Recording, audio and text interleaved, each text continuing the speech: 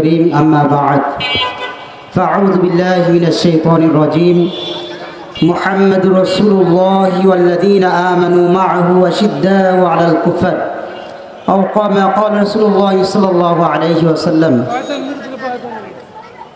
উপস্থিত আজকে ইসলামী আন্দোলন বাংলাদেশের গণ ইফতার ও দোয়ার মাহফিলের সম্মানিত সভাপতি সাহেব এবং মহানগর থেকে এবং আমাদের থানা পর্যায়ের সমস্ত উচ্চ পর্যায়ের নেতৃবৃন্দ থেকে আমাদের ওয়ার্ড কাউন্সিলের সমস্ত কর্মীদেরকে আমি আমার আন্তরিক সালাম পেশ করছি। আসসালামু আলাইকুম রহমতুল্লাহ।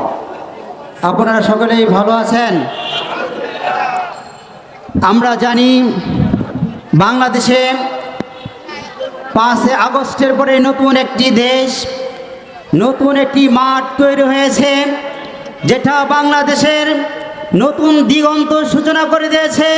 যেই সূচনার মাধ্যমে একমাত্র আমরা বাংলাদেশকে ইসলামী রাষ্ট্র হিসেবে দেখতে চাই এবং দেখতে পারি। কথা বলার কথা ঠিক না ঠিক?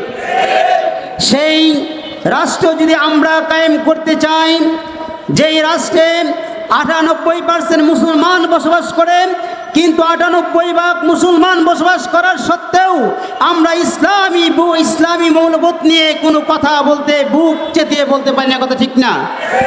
সেজন্য আমাদের রাষ্ট্রীয় পর্যায় থেকে সমস্ত জায়গায় ইসলামী হুকমত কায়েমের জন্য ইসলামী লোক প্রয়োজন আছে না নাই? সেজন্য আজকের এই 49 নং ওয়ার্ড কাউন্সিল থেকে আমি স্পষ্ট বলতে চাই, আমাদের শরীরে যতক্ষণ পর্যন্ত আল্লাহ তাআলার প্রদত্ত দেওয়া নিয়ামত রক্ত আছে থাকবে, ততদিন পর্যন্ত আমরা ইসলামের পক্ষে কথা বলবো এবং কাজ করব ইনশাআল্লাহ। আমি একটি আয়াতে কারিমা তেলাওয়াত করেছি।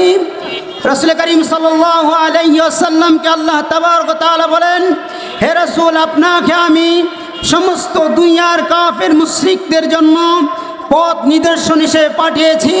যারা বাতিল, তাদেরকে আপনি বাতিলটাকে উল্টায়া হককে প্রতিষ্ঠিত করার জন্য রাসূল করিম সাল্লাল্লাহু আলাইহি ওয়াসাল্লামের জন্ম এবং আবির্ভাব হয়েছে। কথা ঠিক না ঠিক?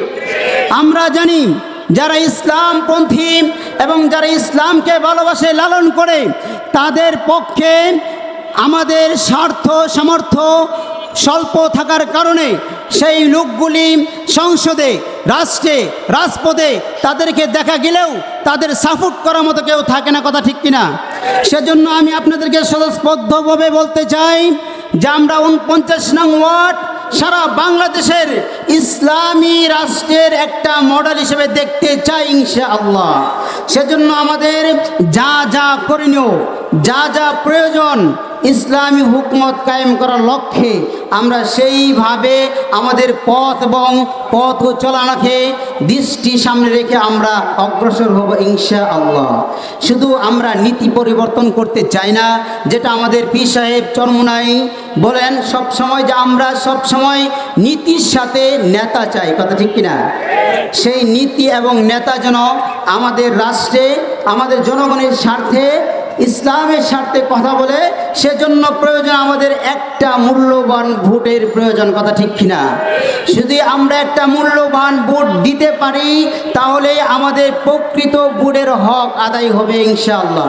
এজন্য আমি আমার সংক্ষিপ্ত অগোছালো আলোচনা এখানেই শেষ করছি। আমা তৌফিকি ইল্লা বিল্লাহ।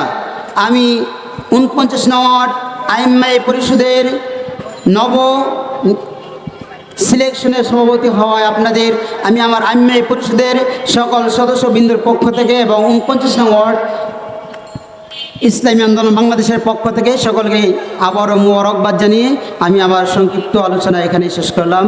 আসসালামু আলাইকুম ওয়া রাহমাতুল্লাহ।